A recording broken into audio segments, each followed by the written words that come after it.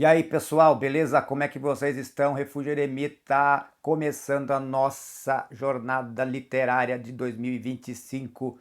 Já lemos o nosso primeiro do ano. E como eu já havia falado no vídeo de leituras de 2025, o primeiro foi quem? Quem? O livro do Vampirão, o livro do Drácula de Bram Stoker. E eu já me municiei aqui dos meus petrechos antes seres trevosos. Pega os seus aí, senta, que eu tenho verdades para falar desse livro, hein? Vamos bater um papo aqui e eu não vou deixar o cronômetro limitado, hein? A gente vai conversar bastante e trazer algumas coisas que eu tive de percepção em relação ao livro. Beleza? Roda a vinheta. Vem comigo, bora pro refúgio.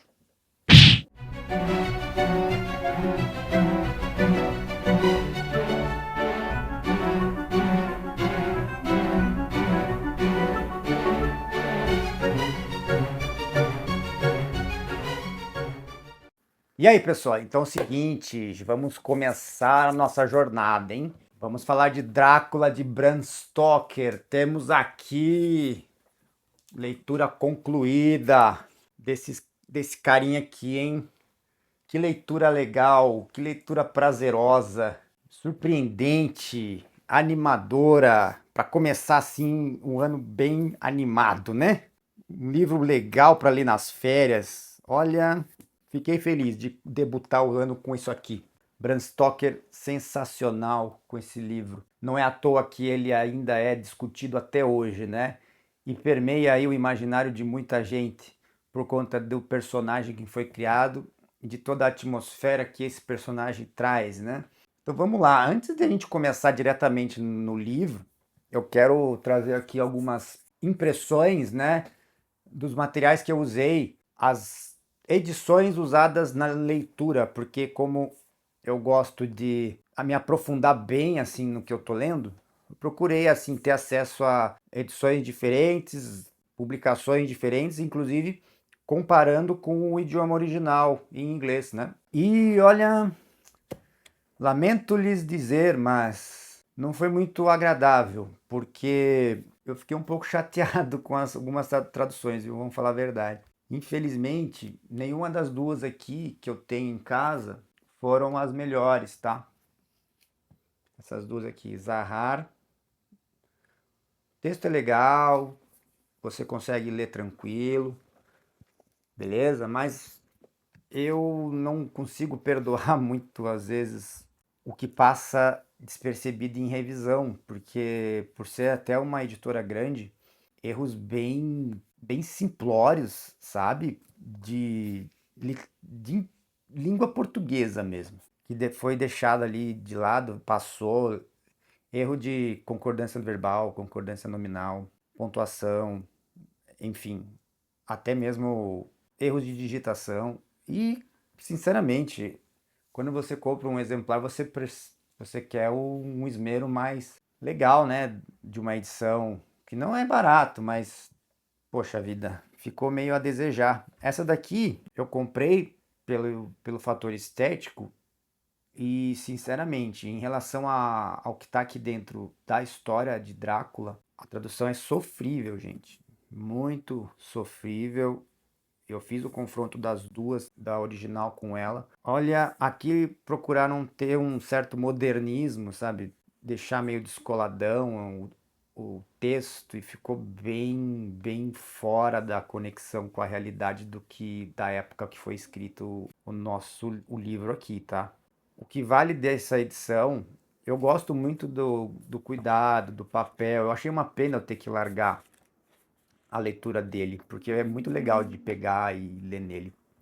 Gosto da fonte, a fonte parece aquelas digitações, né, de máquina de escrever, muito legal mesmo. Então, poxa, é uma pena, cara, uma pena mesmo, porque tem erros aqui grosseiros, anacrônicos e termos que na época não são usados, sabe? Putz, cara, os caras erraram bem feio num material que poderia ser uma pérola, né? O que vale aqui bastante é o material extra. Sim, tem bastante coisa legal. Tem entrevista, tem cartas de colegas do Bram Stoker. Então, para esse ponto, até válido você ter essa edição, tá? Mas para ler a obra do Drácula, não dá. O que eu fui fazer então? Eu fui atrás de edições que poderiam me suprir da melhor forma e eu consegui encontrar algumas bem legais, tá? Eu vou deixar a ilustração delas aqui. Uma delas, surpreendentemente, é uma que é bilíngue, da editora Landmark, que tá ali bem a contento em relação ao texto original e texto em português. A diagramação assim não é das melhores, tá? Mas o texto não é discrepante, tá muito próximo do que é o original. Então eu recomendo uma leitura na edição da Landmark. Além dela, como preferência aí, tem a edição da Antofágica também. A tradução é boa, melhor do que aquelas duas que eu mostrei. O que eu acho ruim da Antofágica é que é o mau gosto absurdo da parte gráfica. Realmente, os caras ali, não sei o que os caras fizeram. É totalmente desconectado com o que o autor escreve, né? Na obra. O que o autor escreve em detalhes de características da obra. Fizeram um projeto artístico ali de ilustrações horroroso. Para mim é um extremo mau gosto. Me desculpe, mas eu não gostei. Apesar do texto ser bom, tá? É legal a tradução, não é das piores não. E por fim, né, finalmente uma edição a que eu mais gostei, que é praticamente copia e cola inglês-português espelhado. Eu fiz esse trabalho de analisar frase a frase. A que ficou mais perto do genuíno foi a tradução de uma publicação da editora Novo Século. Vou deixar aqui para vocês pegarem, que é um box da Novo Século com obras do Bram Stoker. Então, essa edição para mim foi a melhor que eu encontrei para leitura, tá? Não tive acesso à edição da Penguin. Pode ser que a Penguin não tenha os erros que eu encontrei na edição da Zahar, apesar da Penguin ser um braço da Companhia das Letras e a Zahar também, né? Então eu não sei o que houve aí, se é o mesmo texto, se não é, ou se a equipe de revisores é diferente, não sei. Mas as que eu tive acesso, a melhor, e eu bato o martelo aqui, editora Novo Século, tá? Muito boa a tradução, muito boa mesmo. Feitas essas considerações em relação às traduções que eu tive acesso, vamos conversar sobre o livro, né? E o livro é um livro clássico que todo mundo já conhece. O pessoal se baseia muito no que foi feito para as telas do cinema, inclusive veio a calhar um lançamento recente agora de uma nova versão do Nosferatu da década de 20. Foi lançado um Nosferatu agora, que é um espelho total da história do Drácula, só que com uma outra roupagem, né? Por conta até de direitos autorais, na época não era possível fazer exatamente como que o Bram havia escrito. Então o Nosferatu foi criado, mas é praticamente a mesma ideia, mesmo plot, né? Da história de Drácula. E aí nós temos também o que mais fez aí barulho e sucesso foi a versão do Francis Ford Coppola, né? De 1992, com um elenco bem estrelado ali e é bem legal. Mas, gente, ó, esquece tudo que vocês viram no filme se você não assistiu ainda. Se você quer só ler o livro, eu acho que é bem mais legal. Inclusive, a proposta é totalmente diferente. Existe ali no filme uma romantização exacerbada em certos momentos que no livro não existe, tá? E o mais interessante, as pessoas rotulam demais que o livro é um livro de terror, né? Na época ele foi considerado assim, com essa temática gótica, que ela é realmente toda permeada dessa atmosfera gótica. Mas, olha, na minha opinião, o livro ele é muito mais um livro de mistério e investigação, de aquela coisa meio de Arthur Conan Doyle mesmo. Inclusive o Arthur Conan Doyle, amigo de Bram Stoker. Era uma coisa bem mais nesse sentido. E a maneira com que o Bram escolheu para redigir esse romance é formidável.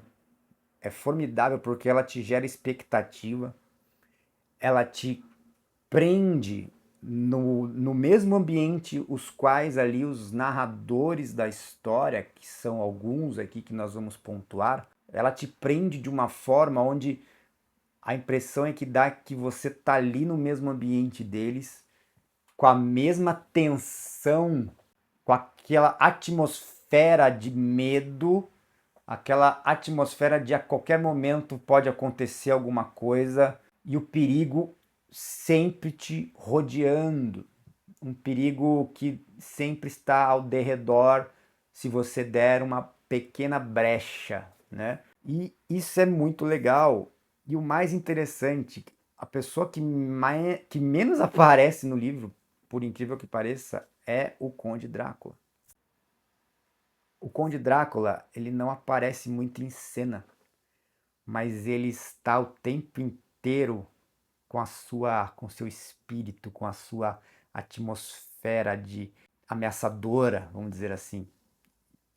E isso é sustentado pelos depoimentos feitos através de trocas de mensagens entre os personagens, diários de bordo, diários de viagem, telegramas, taquígrafos, todos os mecanismos ali de comunicação, jornais, tabloides, cartas entre amigos, porque ali existe sim um, um arco, né, um núcleo que é a força motriz da trama, que é a força que sustenta o romance.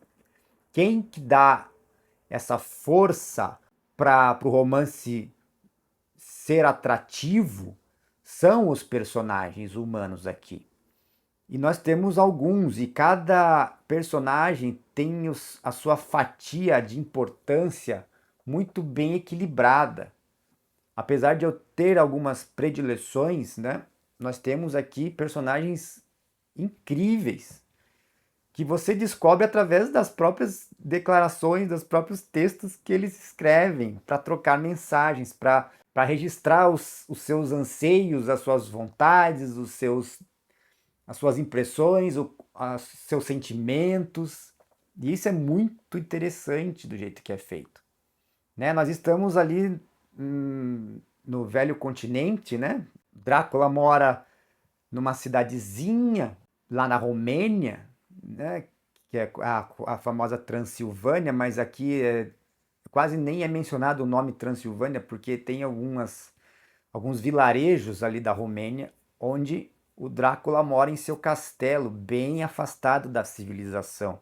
Mas o povoado ali da região já meio que sabe da fama daquele lugar, né? E nós temos assim, num começo da história já é onde ele mais aparece. Nos 4 primeiros capítulos, vamos dizer assim, é onde o Drácula aparece e você já tem uma ideia de como é que é o vampirão. De como é que é a fisionomia dele, qual que é o estilo antropológico dele, tamanho, postura, o jeito de falar, algumas peculiaridades físicas, né? Porque ele não é normal nesse sentido, ele é todo excêntrico e com uma força descomunal. O que acontece? O Drácula, ele tem um plano. Mas aqui vamos deixar bem claro: Drácula é a personificação integral da maldade. Não há como você encontrar nada de bom naquele ser que ali está, naquela condição de morto-vivo, de vampiro. Ele é uma personificação do mal, e onde o mal chega e consegue encontrar um lugar de ação, ali ele contamina tudo o que está à volta dele com a maldade que ele emana, tudo que está dentro dele. E ele tem um plano. certo? E essa que é a ideia. A ideia aqui do livro é essa. O plano do Drácula tentando ser estabelecido e os nossos heróis aqui tentando frustrar, vamos dizer assim, o plano desse monstro. Coisa demoníaca, vamos dizer assim. Não à toa, Bram Stoker usa em vários momentos. Inclusive, um, uma coisa interessantíssima que ele usa, um recurso sensacional, porque ele está ali no final do século XIX. Bram Stoker vive aquele momento do século XIX onde está acontecendo uma transformação na sociedade. Estamos em plena revolução industrial, em plena abolição do trabalho escravo. Os lugares, os estados, as cidades vão precisar gerar a sua própria economia de maneira independente. E com essa revolução, né, as pessoas vão precisar se virar, vão precisar se adequar a novas realidades. Temos ali várias teorias sendo disseminadas, inclusive a teoria de Charles Darwin sobre a evolução das espécies, né? E naturalmente assim que é o caminho da humanidade, né? Essa evolução, essa transformação de uma ideia do que era a civilização naqueles moldes que a gente costuma ver em romances da era vitoriana, que são aquelas coisas da mulher mais doméstica, com as tarefas mais domésticas, com a educação dos filhos, aprendendo coisas mais dentro desse ambiente mais protegido do lar, e o homem é que sai mais para fora na parte do empenho, né, da força, da indústria, pegar peso, ou seja, aquela coisa, um trabalho mais braçal, vamos dizer assim.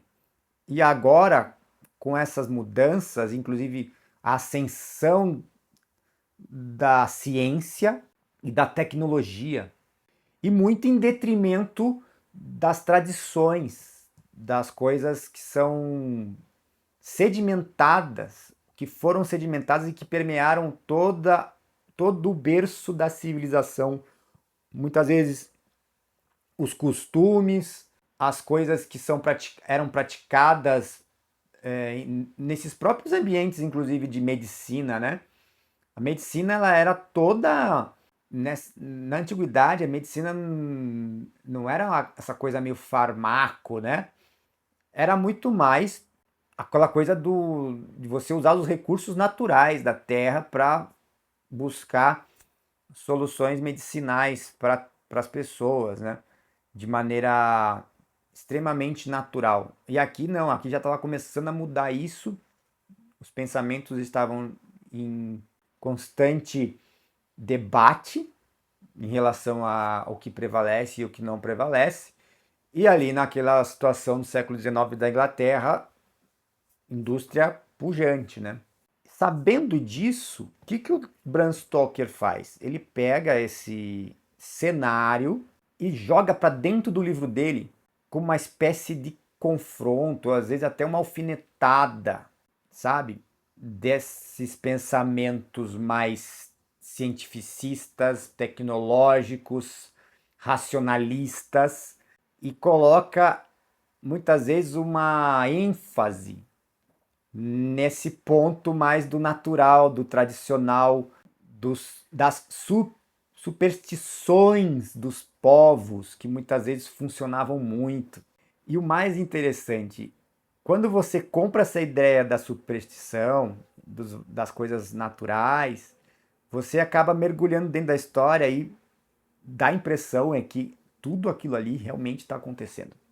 Porque a escrita é muito ágil nesse sentido, para que você se sinta acompanhando uma espécie de artigo jornalístico. E é muito legal. Você fica ali preso e sabendo todos os detalhes através da voz de das pessoas que estão ali e, ao mesmo tempo, já se ambientalizando com essa atmosfera que permeia o livro inteiro, né? E nós temos aí o nosso panorama da onde eles estão vivendo.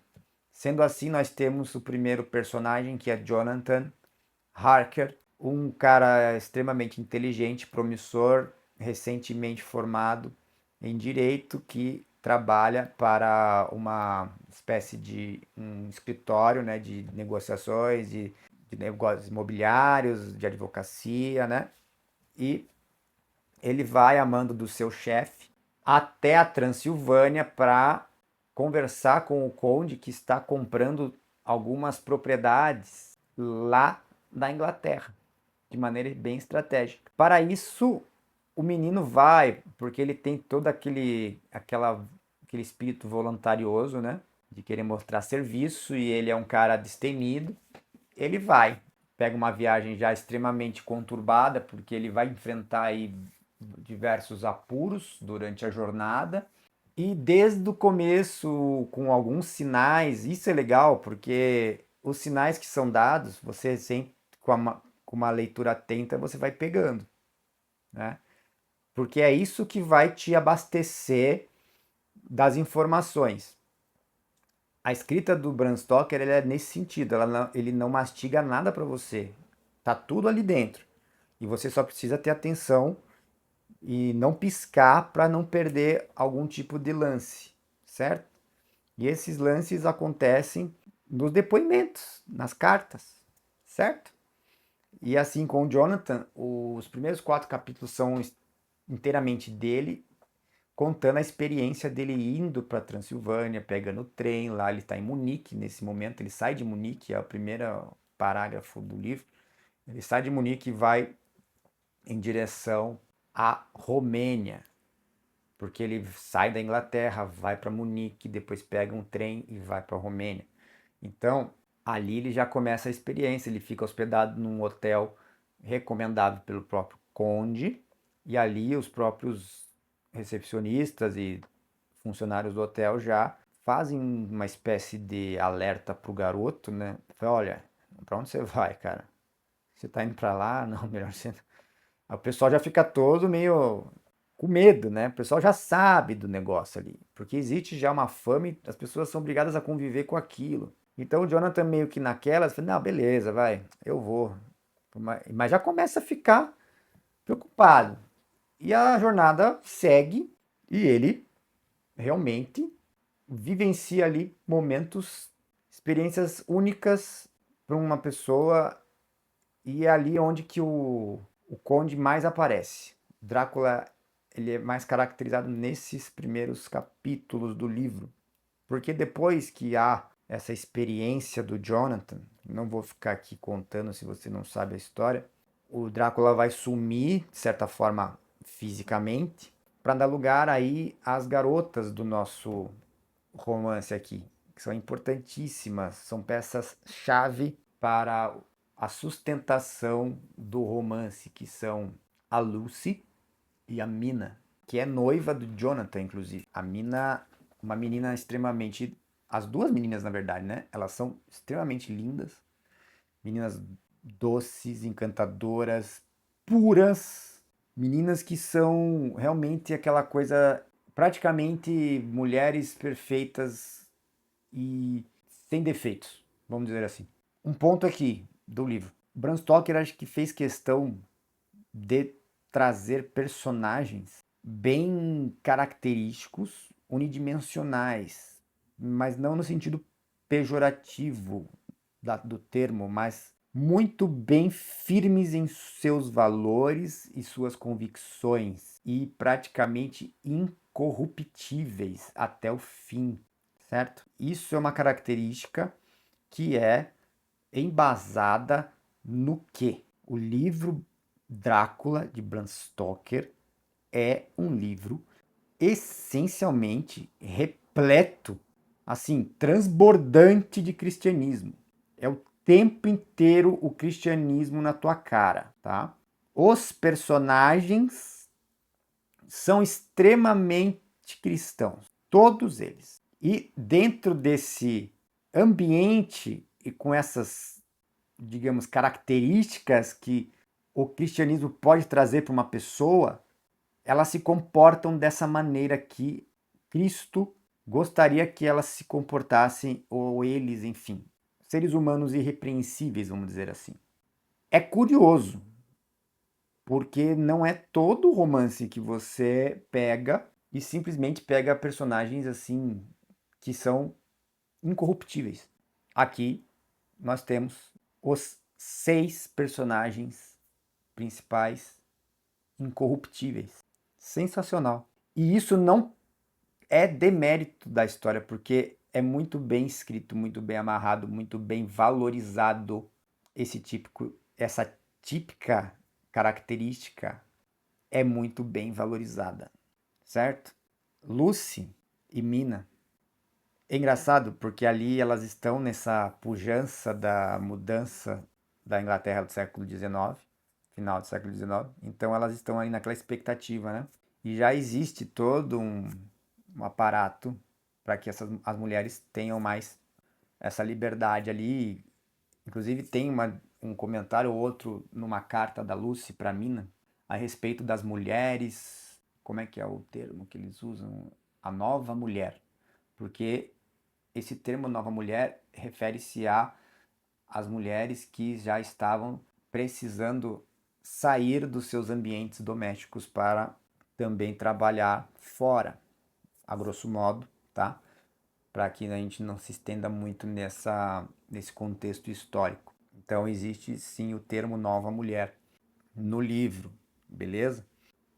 A Lucy já tem seus 20 anos, né, por aí, e ela não casou ainda, então ela tá ali trocando mensagens com a Mina, que é a sua melhor amiga, que está noiva, e a Lucy falando sobre essa história dela ainda não ter ninguém, nenhum pretendente, e repentinamente, de uma carta para outra, ela surpreende Mina com a notícia de que depois de tanto tempo não foi apenas um pedido de casamento, mas logo de cara vieram 3 pedidos de casamento. Engraçado. E de 3 caras que são amigos ali. 3 personagens importantíssimos da trama, apaixonados pela mesma moça. E aí, é claro, a moça ela vai escolher um deles. E é muito engraçado como ela faz descrições, ela conta assim muito detalhe, as características de cada um, as qualidades. E engraçado que ele praticamente zero defeitos todo mundo, assim, muito bom.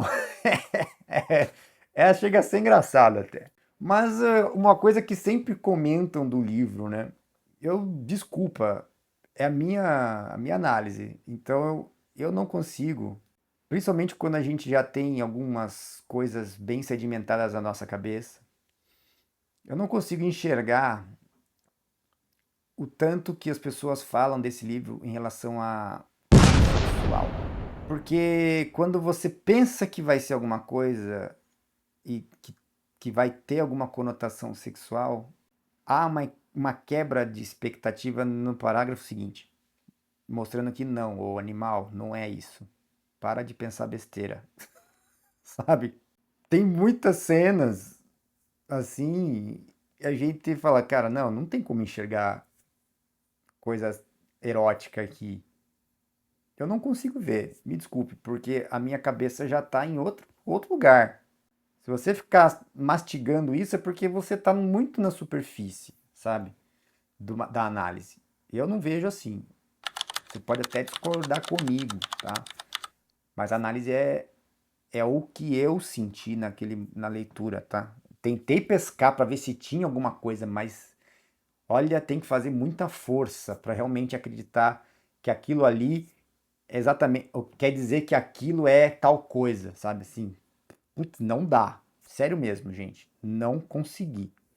Então, seguindo dessa maneira, há toda essa ambientação delas trocando cartas e nessa Drácula sempre estudando, né, a respeito da Inglaterra, do Reino Unido, os costumes, o sotaque, melhorar a fala, porque ele tem o plano de ir para lá, porque ele já pegou, ele quer ampliar o seu clã, vamos dizer assim, né? Porque existe ali o mini clã já estabelecido com as 3 moças vampiras que moram com ele no castelo. Isso você vai ler logo nos primeiros capítulos. E existe a pretensão dele, porque ele, quando ele vê a Lucy, ele viaja, né? Ele tem essas viagens e acabou pegando a Lucy ali, viu a Lucy. E ele já falou, não, essa aqui vai ser minha. Aí também entra aquele pensamento, pô, o cara, tá, ele apaixonou por ela. Será que ele apaixonou nesse sentido da paixão? Porque a paixão aí, no caso, não é só o cunho sexual, mas a parte de dominação. Eu vejo muito a parte de ter para ele, como um troféu, como uma espécie de, olha, você agora é minha, eu tenho domínio sobre você. E por vários capítulos você vai perceber nuances da interferência do Drácula na vida da Lucy, o como ela sofre e as pessoas que estão ao redor dela sofrem também. Vários momentos você fica naquela expectativa, putz, cara, será que ele já começou a interferir sobre ela? Ele já chegou, já visitou ela e já começou a mordê-la, enfim, daí você vai pegando ali durante toda a descrição do livro, né? E é muito legal, porque fica com essa aura do perigo e parece que ele tá ali o tempo inteiro. Isso que é legal do livro.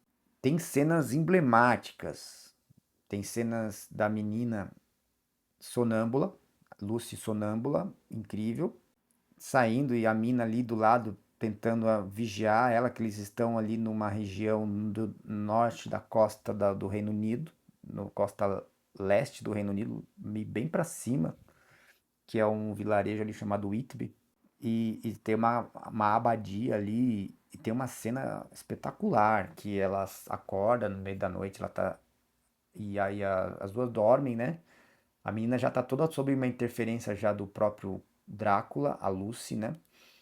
E ela sai meio que sonâmbula, hipnotizada, controlada por ele, até um banquinho na frente da abadia. E é uma cena muito legal, você lê e consegue projetar exatamente como é que é a cena. Aí a mina, ela pega e vê a menina de longe. Ela vê a Lucy lá na frente da abadia, da janela, e ela corre, desce o desfiladeiro, chega até ela, e ela consegue ver o vulto do Drácula sugando a menina, né? No princípio ela fica meio assim, fica, cara, o que que é isso, né? O que tá acontecendo? Uma coisa meio fantasmagórica, sabe? E é uma cena espetacular, dentre várias cenas, porque tem uma cena, aliás, é uma das que mais repercutem muitas vezes nas resenhas, que é a chegada do Conde no Reino Unido. O Conde, ele tem várias condições para ele se locomover. Isso é importante dizer. Por quê? Mais uma vez, o Bram Stoker ele vai fazer um arremedo, vamos dizer assim, da tecnologia e as superstições, as tradições. E ele vai trazer o Drácula como um ser do Oriente, mais voltado para o que é tradicional, para o que é milenar, para o que é supersticioso, em confronto com o que está acontecendo no Ocidente. E aí há essa briga de ideais, de pensamento, um tentando superar o outro, vamos dizer assim. E o Drácula, ele é todo calcado nesse sentido da superstição. Então, que já não é algo que foi baseado, inclusive, em tradições medievais, tradições lá de trás, né, de povos muito mais antigos, porque já existiam essas lendas de seres de vampiro, lobisomem, já bem mais antigo do que o próprio Drácula. E tem ali um determinado momento do livro que ele conta um pouco da história da família dele, de como eles vieram para Romênia, a tradição dos povos, que ele tem um sangue nobre, que ele era um cara que combatia, que era um cara muito valoroso, tinha uma importância no seu exército. Então, que ele mostra que ele é uma casta superior, que ele tem um sangue muito valioso. Inclusive, essa questão do sangue é muito bem colocada em vários momentos aqui. O sangue é a moeda mais preciosa que existe. E isso é baseado inteiramente no que diz a Bíblia mesmo. Moisés já coloca isso lá no Velho Testamento, né? Sobre o sangue. O, qual é o valor do sangue? Tanto é que, para que você tivesse muitas vezes os seus pecados perdoados lá na lei mosaica, você precisaria sacrificar um animal puro, imaculado e perfeito para se purificar, né? E que isso veio a mudar, obviamente, com a vinda de Cristo e o sacrifício de Cristo na cruz como o perfeito, imaculado, puro para expiar os pecados da humanidade. A preço do quê? De sangue. Ou seja, o sangue é a maior, é a melhor, é a maior fortuna, vamos dizer aqui, para o Drácula. E ele quer que o sangue dele se perpetue através do que ele vai criando. Voltando agora para a superstição do Drácula, né? Para ele se mover, ele precisa seguir algumas coisas que ele precisa respeitar, porque é a lei da natureza. A lei da natureza não é a lei da ciência, não é a lei da tecnologia. A lei da natureza é o quê? Drácula ele não pode se mover sem que ele tenha consigo um pouco da sua terra. Ele não consegue se mover se ele não tiver consigo a sua terra. Então ele faz o que? Ele busca fazer um translado de muitos caixões cheios de areia para as residências que ele compra lá na Inglaterra para ele conseguir transitar naqueles lugares. E é assim que ele vai de navio, porque ele não consegue ir de outra forma, porque ele precisa estar munido dessa terra com ele. Então ele se encaixota, ele vai de navio e da água, porque ele não pode também ir por águas, porque ele se afoga. Não existe a possibilidade dele nadando, porque é uma superstição também de vampiro que ele não consegue andar por água, só se tiver maré extremamente baixa, né? Então tem toda uma superstição. E a chegada dele no Reino Unido através passando ali, fazendo uma viagem gigante. Você pega um mapa ali da Romênia, ele desce toda a costa ali do Mar Negro, né? E ele passa pelo Estreito de Bósforo ali, Turquia, né, por baixo, dá aquela volta toda, passa pela Grécia, aí depois vai passa pelo aquele estreitozinho, acho que é o, aí depois faz aquele contorno todo para subir para o Reino Unido ali, beirando a costa do continente europeu. É uma navegação gigante, né? Você percebe ali o trajeto que ele faz e demora alguns meses para ele fazer esse trajeto. Eu acho que é coisa de 6 meses. É uma navegação muito longa, mas ele chega.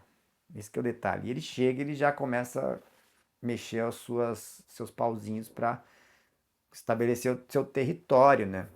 E a Lucy é uma das suas vítimas e além da Lucy nesse mesmo tempo há um ser extremamente peculiar no livro, que é um paciente de um manicômio, o qual um dos personagens que nós vamos começar agora, que é o John Seward.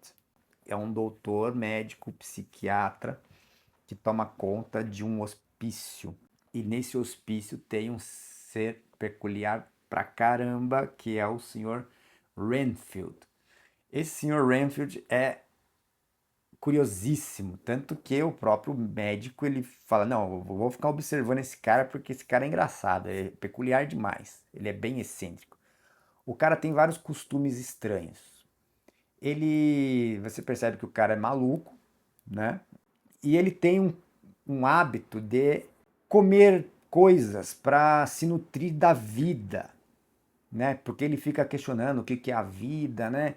A vida é você se abastecer de outras vidas, aí ele fica querendo criar situações de cadeia alimentar, por exemplo, come mosca, daqui a pouco pega a mosca e dá pro gato, daí o gato aranha, quer dizer, daí a aranha depois pega o passarinho para comer a aranha, e daí o gato para comer o passarinho, ele fica querendo brincar com essas coisas dos animais, né?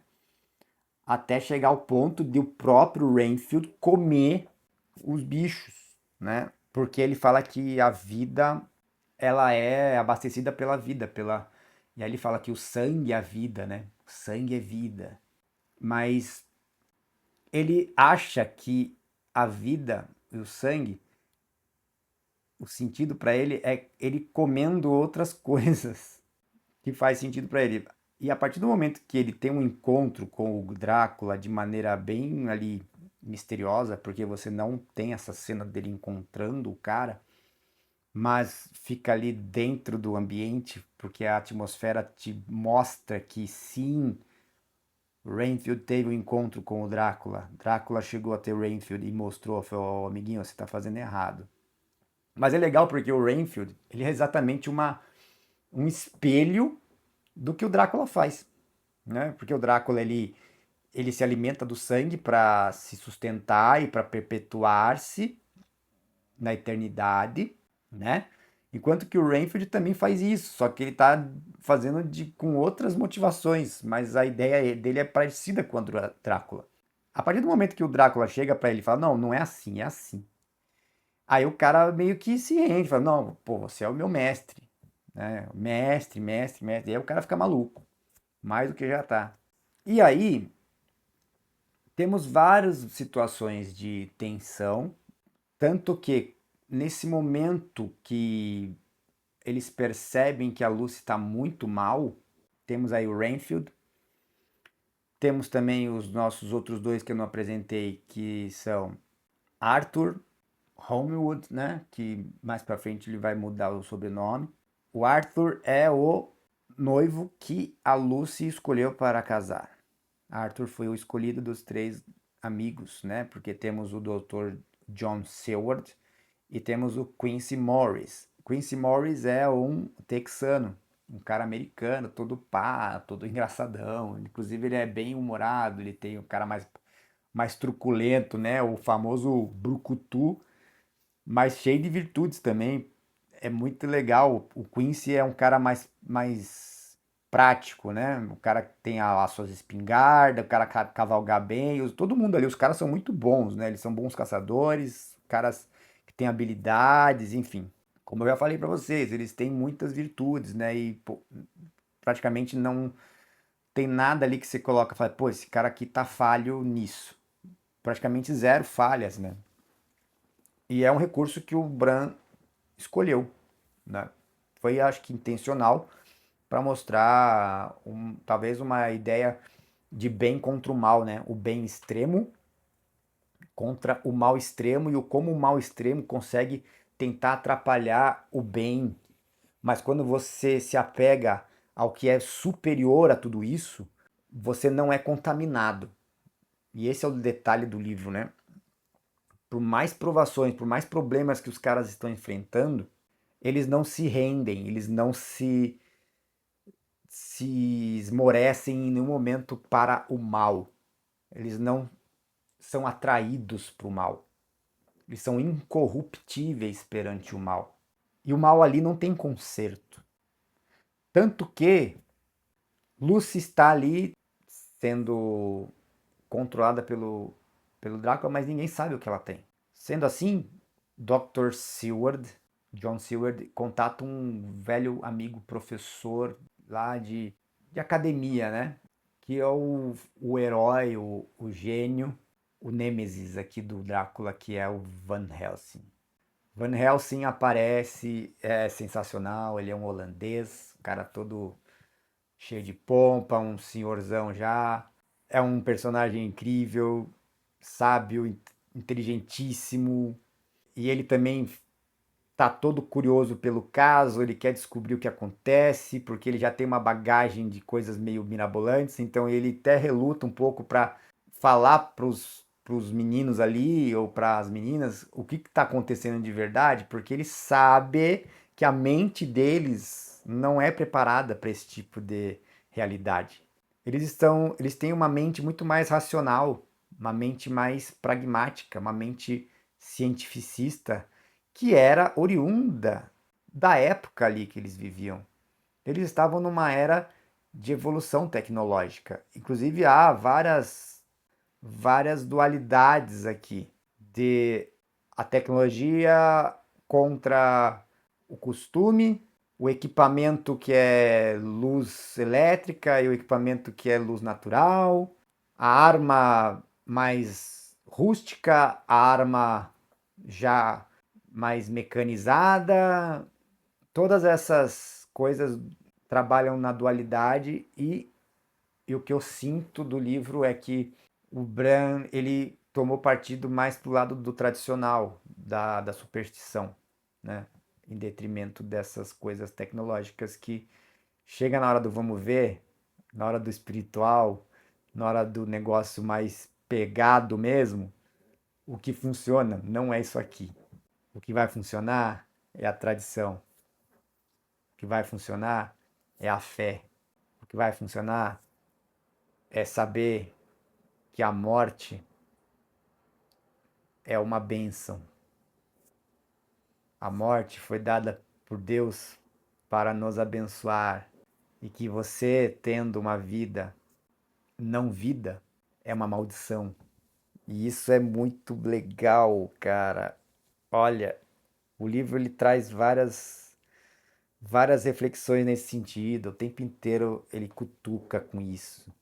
É muito interessante. Surpreendente do livro. É um livro que cativa demais a leitura. Eu sei que o nosso vídeo vai ficar gigante, mas eu não tem como. Eu estou muito espontâneo, não tenho roteiro aqui, gente. Eu não uso roteiro. Eu vou falando e a gente vai vendo o que faz, tá? Então, se você tá aí até agora, dá o like, compartilha. Vem comigo até o final, porque tem história ainda pra gente contar. Eu preciso contar algumas coisinhas ou outras para que vocês fiquem ainda mais curiosos com relação ao livro. Tem a chegada do Drácula, como eu falei lá atrás. O Drácula ele chega de navio, assombrando o navio, numa névoa, porque ele tem essa coisa do metamorfo também, que é uma coisa da superstição, né, folclórica. Ele se metamorfoseia em várias coisas, vários bichos. Ele é morcego, ele é lobo, ele é cachorro, ele é névoa, ele tem ele consegue se dissolver, ele consegue passar em portas com o mínimo espaço possível. Ele é um morto-vivo, né? Então ele tem várias coisas peculiares ali do negócio. A força descomunal ali é comparada com 20 homens, né, no livro. Isso também é pontuado. Então ele chega no navio, as pessoas ficam todas olhando porque o navio tá lá longe e aí o porto de Whitby tá aqui, né? Aí o pessoal aqui no cais, no porto, vendo um navio meio à deriva chegando numa névoa. E é bem a sensação, as pessoas descrevendo. Aliás, inclusive esse pedaço da chegada do navio é feito pelo um tabloide de jornal, se não me engano. O navio é o Deméter, né? Que inclusive é uma deusa grega, né? Deméter, que controla ali as coisas da agricultura, do florescer e do apodrecer das coisas, né? Deméter. Ou seja, olha que interessante, o nome do navio é Deméter. Aí tá chegando o navio e o navio com ele vai chegando um negócio que vai apodrecer o lugar. Olha só que interessante. E ali a tripulação, obviamente, né? Toda ela morta. O Conde consegue, ele mata todo mundo ali. Mas a cena descritiva, isso que eu tô falando não é um spoiler, porque quem tem medo de spoiler de livro que foi lançado em 1897, não dá, né? Mas, cara, livro, você não tem que ter medo de spoiler, porque não é a mesma coisa eu contando pra vocês. Entendeu? Eu contando não é igual você ler, porque tem muito mais, é lógico que tem muito mais coisa ali. Então não tem problema eu falar que morre toda a tripulação, porque tem muito mais detalhe. Bram Stoker é inteligentíssimo na escrita dele, dinâmico, envolvente, misterioso, e é muito legal essa parte. Aí pro final, só pra gente terminar, claro, vai ter toda essa guerra de gato e rato, né? Eles tentando fazer um cerco contra o Drácula, para o Drácula não conseguir trazer todas as caixas. A missão dos caras é a seguinte: tentar purificar Lucy e destruir os caixões que ele está trazendo, para que ele não consiga ter um lugar de refúgio e ele se sinta forçado a voltar para onde ele está e assim conseguirem liquidá-lo no seu lugar de origem, né? Essa que é a missão. É uma missão muito bem construída. Eles fazem o cerco contra o cara, contra o monstro, né?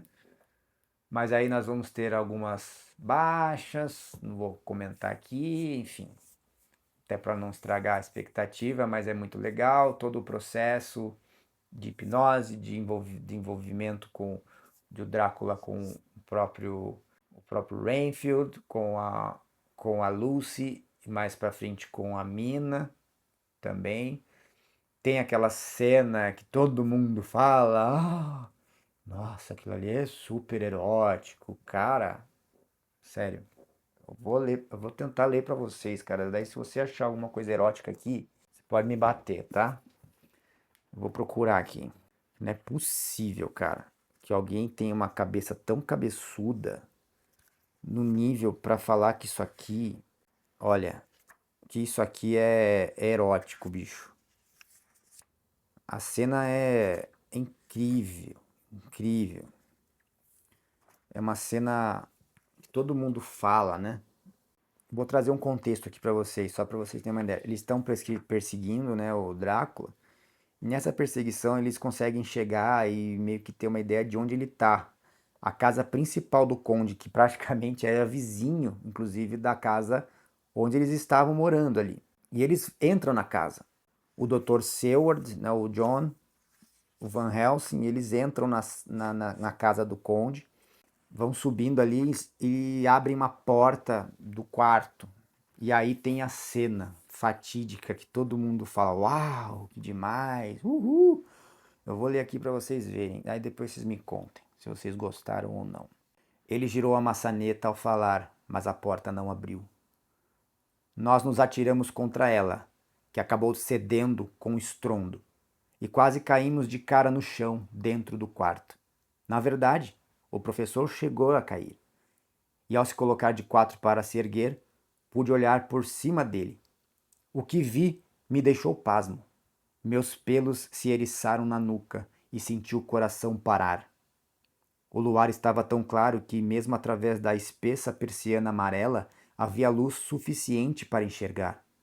Deitado na cama, no lado mais próximo à janela, estava Jonathan Harker, com o rosto vermelho, a respiração ofegante, como em estado de estupor. Ajoelhada sobre o colchão, do outro lado da cama, de costas para ele, estava sua esposa, aqui no caso, a Mina, toda de branco. Junto a ela, de pé, havia um homem alto, magro e vestido de preto. Estava de costas para nós, mas no instante em que pusemos os olhos nele, identificamos o conde, por todos os indícios, até a cicatriz na testa. Com a mão esquerda segurava as da senhora Harker, mantendo seus braços esticados. Com a direita agarrava-a pela nuca, forçando seu rosto para baixo, sobre o peito dele. A camisola branca estava suja de sangue, e o fio escorria pelo peito nu do conde, exposto por suas roupas abertas. A posição dos dois lembrava terrivelmente uma criança forçando um gatinho a enfiar o focinho do pires de leite para obrigá-lo a beber. Essa é a cena. Agora me diz, onde está a conotação sexual dessa cena? Sendo que isso é extremamente diabólico, macabro. Vocês perceberam o nível de violência que é essa cena? Então, gente, na minha concepção, tá? Muitas vezes a gente pega algumas análises desse livro que preferem seguir alguma receita de alguma coisa que foi dita já anteriormente. Mas nada melhor do que nós mesmos lermos e tirarmos as nossas conclusões. Foi isso que eu fiz e por isso eu afirmo para vocês, não tem essa conotação. Se você pensar que existe essa conotação, eu vou te convidar, leia novamente o livro. Mas aí você procure expandir um pouco mais além o seu pensamento do que é o significado do que é amor, principalmente, do quais os valores do cristianismo, né?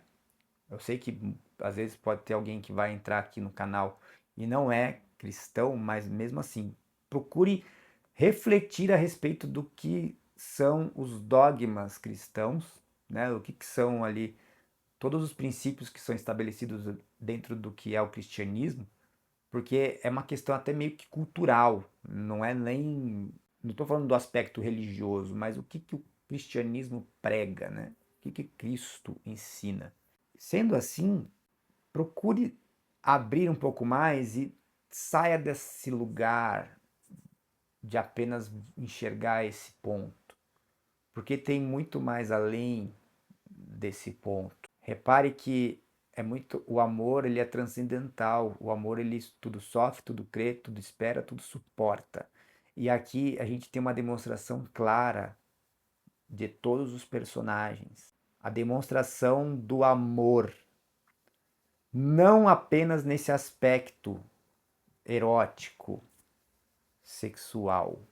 Aliás, esse é o menos evidente da obra, na minha concepção.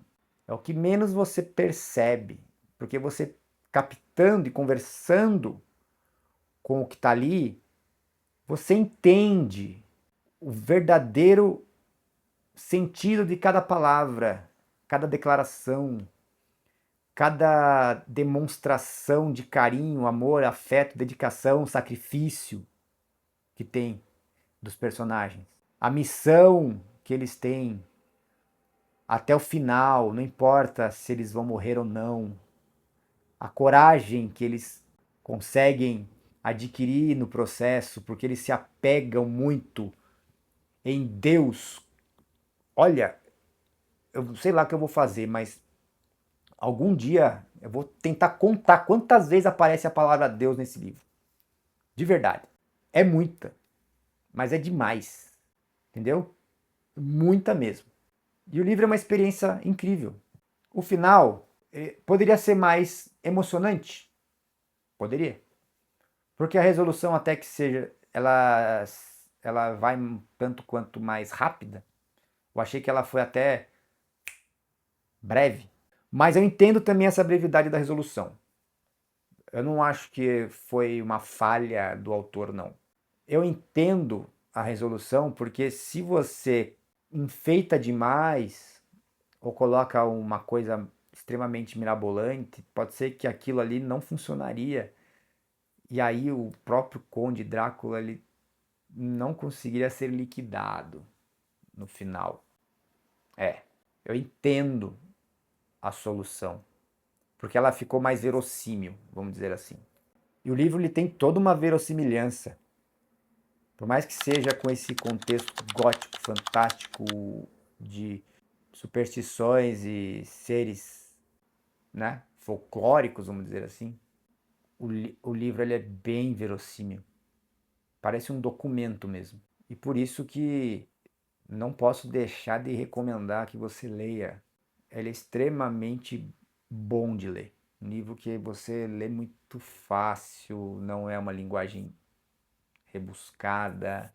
Eu convido aos senhores, leiam Drácula de Bram Stoker com a mente extremamente entregue e aberta para se aprofundar nesse texto que é muito bom. Beleza?